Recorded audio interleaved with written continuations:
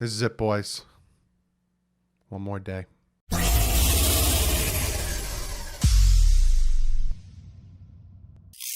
What is up, Fin fans? Like I said before, one more day. Tomorrow. And then after tomorrow being Wednesday, draft time, baby. I will be live for the draft, 7:30 p.m. Eastern Standard Time. I will be live. And also on Friday. I think the draft starts at 7:30, so I'll probably be live 6:45-ish. I'm not gonna be live too early. We're gonna jazz it up a little bit for the first day. Second day, it's important, but not as important. But today's video, what I'm gonna talk about, if you can tell by the title, it's the final mock draft. It's my final mock draft before the actual draft. So if you haven't yet, go back, check out all the prospect videos. The one yesterday was big. I had Professor Clump, aka Jeremy Clump, and Jason Sarnion talking about secondary. Today, we're going to be talking about what the team needs to do, kind of their draft strategy. I'm going to go into a mock. Might coincide. I don't think the team needs and what they should do is going to take too long. Then we're going to jump right into a mock draft. My final mock draft. I have a better idea of who I want, but then after like the fourth, fifth round, it's kind of like, all right, let's take best player available. Think about who we would want. If some guy falls, grab him there. But before we jump into all this stuff, you guys already know, I got to shout out my guys at patchvibes.com.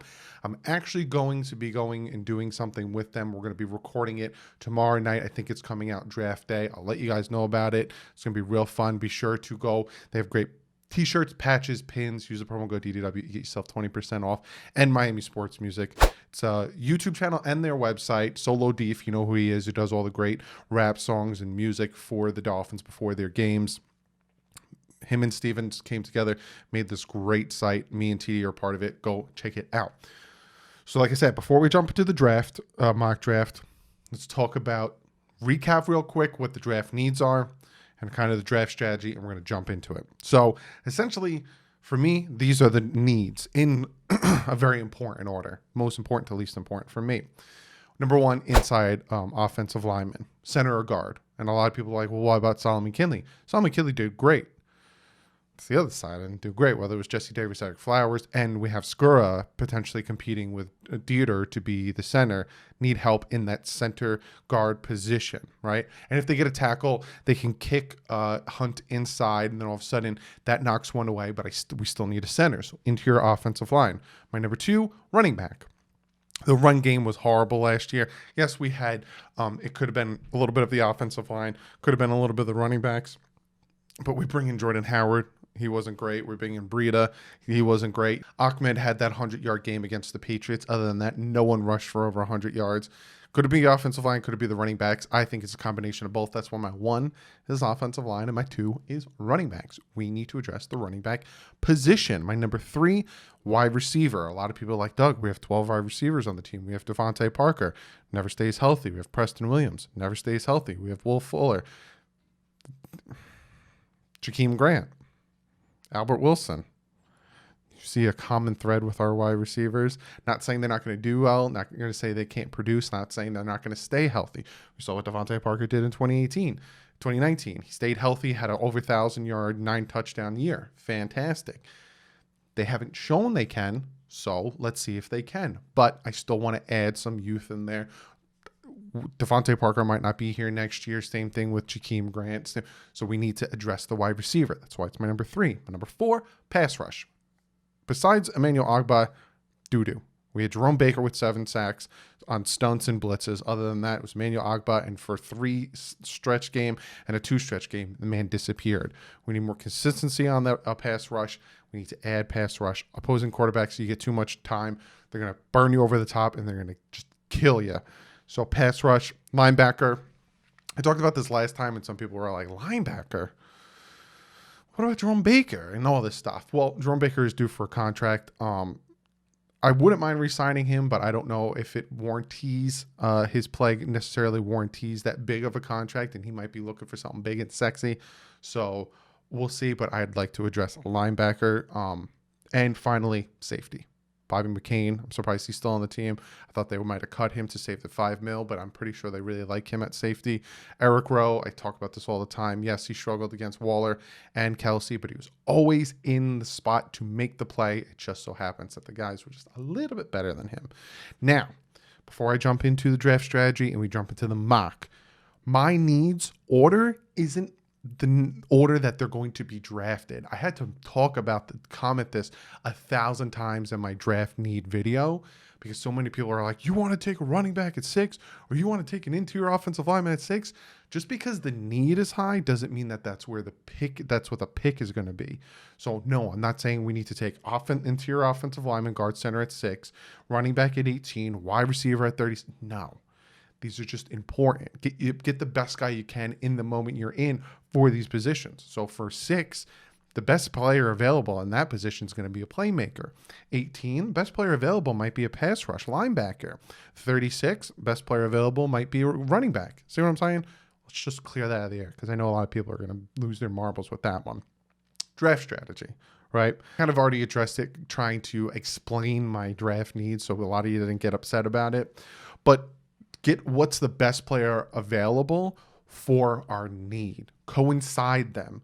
So like I said, at 6, it might be that it's a wide receiver or Kyle Pitts. If Kyle Pitts is there, why not take him? I know some of the fan base doesn't want Kyle Pitts. Some of the fan base does. I feel like more want Pitts. I think that the majority of the fan base wants Pitts, and there's about like 5 to 8% that doesn't want him because they've seen the past with, tight ends taken in the top 10, and they think, history is going to repeat itself, which it's a very logic reasoning to that. But there's also wide receiver and all that stuff. And like 18, it seems like 18 is a good spot to grab a linebacker, to grab interior offensive lineman like Slater. Rashawn Slater, who can play guard or tackle. Guard or tackle, and same thing. He can pretty much play everywhere. Same thing with Vera. He can play everywhere. You can grab him potentially at 18 or running back, depending on if there's a run all of a sudden. Say the Steelers try to trade up, all that stuff. And then like 36. And even at 18, pass rusher. You probably want to grab your pass rusher at 18, but maybe even at 36. 36 and 18, you can flip-flop running back and pass rusher depending on how the draft goes, right? So that's a little bit draft strategy. Then there's the trade talk. There's been a lot of trade talk, and I told you guys that you're going to hear a lot of smoke and mirrors, especially this week. You already heard some that the Dolphins are really interested in Kyle Pitts. If he's there, they're going to take him. If not, they're going to trade down because this and that. You're going to hear a lot of smoke and mirrors. We heard it from the 49ers saying, well, someone, they asked him if Jimmy Garoppolo was going to be on the team on Sunday. He goes, I don't know. Anything could happen. We could all die by Sunday. It's like, geez, could you be morbid? But trades, right? A lot of trades could happen. Dolphins could move back. They could, all of a sudden, Kyle Pitts could go to the Falcons. Penei Sewell needs to go to the Bengals. I'd love Penei Sewell to come to the Dolphins. Like I said, you kick Robert Hunt to the inside. All of a sudden, our offensive line, the tackles and guards are really good. We just need to find that center in the second round, getting, Creed Humphreys or whatever. We'll do the mock in a minute or two. But say that happens. All of a sudden, the Dolphins are sitting there. They have every single wide receiver available. All 4 of the top wide receivers, 3 of the top wide receivers are available. All of a sudden, Denver Broncos call. Ring, ring. Hello. That's the Denver Broncos. And they say, we want to move up. We want to take Trey Lance. He's still on the board. We want to take Mac Jones. He's still on the board. We want to take Justin Fields. He's on the board. It all depends who the 49ers want. We'll give you... Dolphins don't have a 4th. They don't have a 6th. But a jump like that, I'd like another 3. I'd like 2 1s, 2 2s, and 2 3s. I'd love that. So something like that, right? I don't care as long as we get a 3. Sure, whatever. We drop back about 3 spots, and all of a sudden, one of those top wide receivers is still there. Bada bing, bada boom. How you doing? Doing well. So there's that. And then I've heard a ton of you guys say this on Twitter and all that stuff. What about throwing in potentially Jerry Jeudy, right? We'll give you a 4th and Jerry Jeudy to move up, and I'd do a backflip if the Dolphins pulled that off. I don't see it happening, and I don't think it's happening. But there's the whole trade down scenario. Some people are like, why do we keep trading down? We keep trading down and losing at potentially top talent because a lot of you guys want Jamar Chase, which I understand and I see why. Yeah, stay at 6, pick the best player. There's different strategies that the Dolphins can do. Then there's also the potential of moving back up, right? The Dolphins are sitting at 18. The Dolphins are sitting at 36, right? Say they make a pick at 6, they make the pick at 18. Or they surprise the world, they move up from 18 and they take someone like Parsons, or maybe, they make a move. And I've talked about this before, and I'm going to reiterate this maybe 1,000 more times before I say anything. I do not want to trade. I'm going to give you a list of players that could potentially be traded, and I don't want to trade 2 of them. Jerome Baker, Xavier Howard, Jakeem Grant, Eric Flowers. They have the potential to be traded on draft day. I do not want to trade Jerome Baker, and I do not want to trade Xavier Howard. Jerome Baker's due for a new contract next year, so he's probably a top potential to be traded. Jakeem Grant, Eric Flowers. The Dolphins probably want to move on because he wasn't bad, but he wasn't great when it came to offensive line. They're giving him a lot of money, so they could probably move on. And like the 6th round is on the 6th round starts or whatever. They like a player that, hey, we'll give you Eric Flowers, just give us your 6th, even trade. But with Xavier Howard, right? I love Xavier Howard. I've been called a Tua stan, which is funny because I don't consider myself one, but I am an Xavier Howard stan. Love him, defended him to the moon and back. But he hasn't been, this is like the first season he's been actually healthy, and he's getting up there in age, and he's doing a lot of money. So if the Dolphins did trade him, I wouldn't be surprised. I'd be upset, but I wouldn't be surprised. But say they trade him to Dallas Cowboys at 10. Just give us your 10th. We'll give you Xavier Howard, even trade. And then we take like Patrick Surtain. That'd be crazy. I don't see it happening. I honestly think the Dolphins are going to trade at pick at 6 and 18, or potentially trade with Denver. I wouldn't be surprised if they traded down from 6 and maybe traded up from 18, or even traded down from 18, got more picks in the 2nd, 3rd day, depending on how the draft goes. That's the other thing. This is the last thing I'm going to say, and then we're going to jump into the mock draft. We don't know how the draft's going to swing. A lot of players could get overpicked. They could be reaches. And all of a sudden, the 2nd and 3rd day, it can be huge. DK Metcalf fell to the 2nd day. Everyone was wondering why. That's one of my, to me, one of the fun things of when day 1 ends. Best player available for day 2. And then you sit there and you watch. Could the Dolphins potentially get him? It's fun. Could swing it. So all of a sudden, the Dolphins could start seeing a trend of these top players that they want are falling. So they're like, we can get more picks. We might be able to get another 3rd. We might be able to get a 4th back. Maybe, get 2 4ths or something. Because we could still get so-and-so at 36 that we like him, and then start trading back from 18, getting more picks, trading back from 6. So there's a lot of, I know some of you guys stay pat, take the best player, but there's a lot going on. So that's the strategy, right? Take best player, fill your needs, and do your thing like a chicken wing. Now we're going to jump into the mock draft, and I'll talk more about it and give you guys scenarios on what I do in certain situations. And yes, like you can see, the colors, well, when they were behind me, because I kind of minimized myself and shrunk myself down, were different colored than they usually are. And that's because I am on the webcam. So I can do stuff like that where I minimize myself. But let's jump into this mock. Now, if the mock starts off stupid, I'm using PFN. I kind of like them the best. If it starts off stupid, I'm just going to restart it. And we'll try to get the most realistic start. So we're doing the Miami Dolphins 7 rounds, and we're doing a feist. Let's jump into this. Now, I'll look at the trades. I'm not doing trades because you never know. Go from 6 to 19 is dumb. No, and even dumber. So they have them going Trevor Lawrence, Zach Wilson, Trey Lance. See, and I don't want to continue this mock because I don't see the Falcons going Penei Sewell, and if they go Falcons go Penei Sewell, I do not see the Bengals going Rashawn Slater. I think in that scenario, if the Bengals do go Penei Sewell, that the Falcons go Penei Sewell, the Bengals are just going to go Jamar Chase, and then the Dolphins will just take Kyle Pitts in that circumstance. So I'm going to do real quick. I'm going to restart this and we'll see what the next one looks like. Okay, so this seems to be probably as close to realistic as I can get, with Trevor Lawrence scoring 1, Zach Wilson going 2, Mac Jones going 3, and Justin Fields potentially going 4. I could see Justin Fields going 4, maybe. I don't know necessarily to the Falcons. I think the Falcons probably would take Kyle Pitts here, but they'll probably trade out of that pick if they can get a ton for it. Or, like I said, sit there and take him, then Penei Sewell, at 5. I think the Bengals honestly are going to take Jamar Chase or Penei Sewell.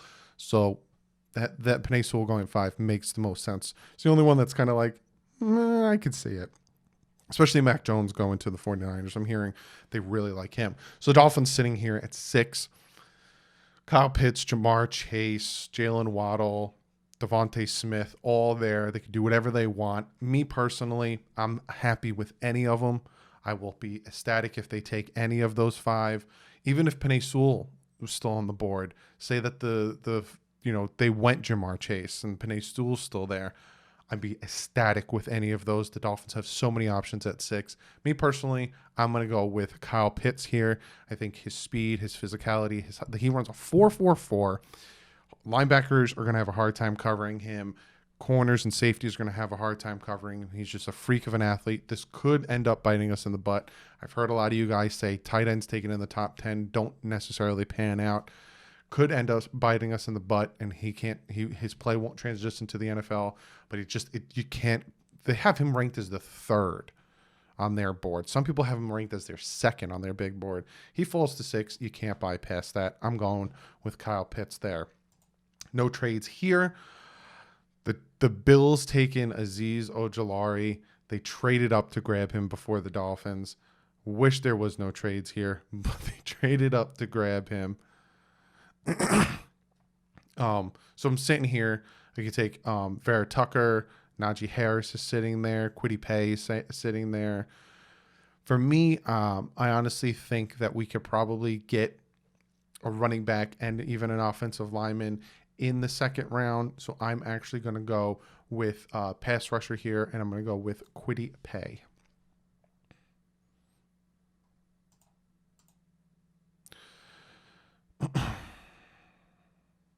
Sitting here at number 36, see if there is a running back available that your boy likes, and there is. Javonte Williams is still available. They have him ranked 38. I'm sitting here at 36. I'm going to pull the trigger on that running back there. Nope. Again, no trades for your boy. Jalen Phillips went to the Jaguars at 45. I was very, very tempted to take him there, but I don't think a running back would have lasted this long. So now sitting here at 50, Kadarius Toney is on the board. Richie Grant, Quinn Miners, Dylan Raduns. No, that's not his name, dog. Even Asante Samuel Jr. But Dolphins don't need a corner. Elijah Moore, good wide receiver out of Mississippi. I'm actually going to go with Quinn Miners here.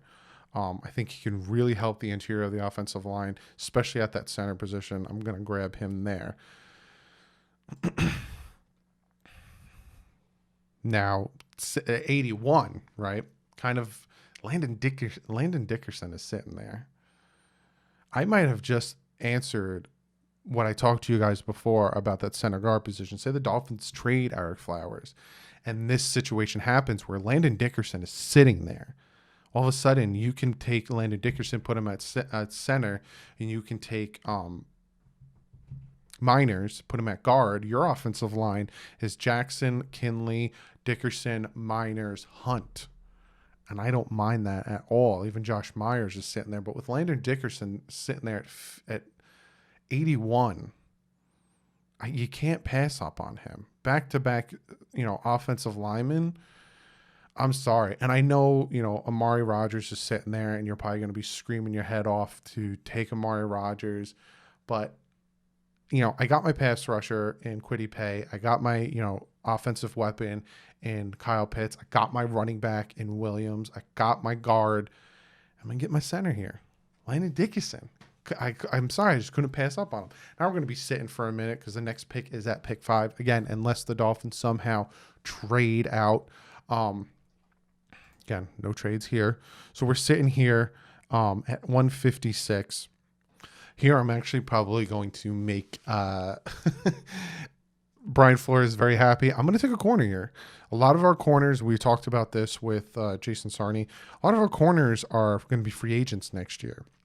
So I'm going to take Rodarius Williams here. Fast corner, very good corner, especially getting him this late. So I'm going to take Radarius Corner here, add a little depth at the cornerback position, because like I said, a lot of these guys tend to not are, essentially this is their year. And then I think we have 3 under contract next year. So add that depth there. Here, again, the 7th round, these are guys that are just probably just going to try to make the team. So I'm going to take the safety out of South Carolina here. And then with the last pick, which I think is the second to last pick, I'm going to take, I should take a kicker. That'd be funny. Screw it. I'm going to take a punter. Yeah, I took a punter with the second to last pick. So looking at the way this draft went, I had to restart it a few times because the beginning just didn't make any sense. So you're not going to see me constantly restarting. But looking at how this draft went, getting Kyle Pitt, Kwity Paye, Javonte Williams, Quinton Miners, and Landon Dickerson. I know this might bother some people, getting these 2 guys. He's going to be our guard. He's going to be our center, like back-to-back offensive lineman, really, Doug. Some might not like it. Some might. But getting the playmaker here, getting the defensive pass rush here, getting our running back here, and then just bolstering that offensive line for these 2 to do something and for Tua to do something. I think right here, this top 5 would make me incredibly happy. But be sure to comment below. What do you guys think? What do you guys think of this mock draft? It didn't fall the way I wanted it to. I've done a few mock drafts where Azeez Ojulari fell to me at 18. I'd be ecstatic if the Dolphins took Azeez Ojulari at 18. Even Jalen Phillips fell to me at 50. I would run up and give the ticket in if Jalen Phillips fell to the Dolphins at 50. But be sure to comment below. What do you guys think? How do you think my draft went? Take in consideration where people went and how people fell to me and all that stuff. But give me a grade. Comment below. Give me a grade and let me know how you would have done. Let me know some of your mock drafts. But comment of the day kind of was in the intro. A lot of you guys were asking me the questions that I answered with the draft strategy. But this is it, boys. This is it. This is the last mock draft, and I will see you guys on Thursday, 7:30 p.m.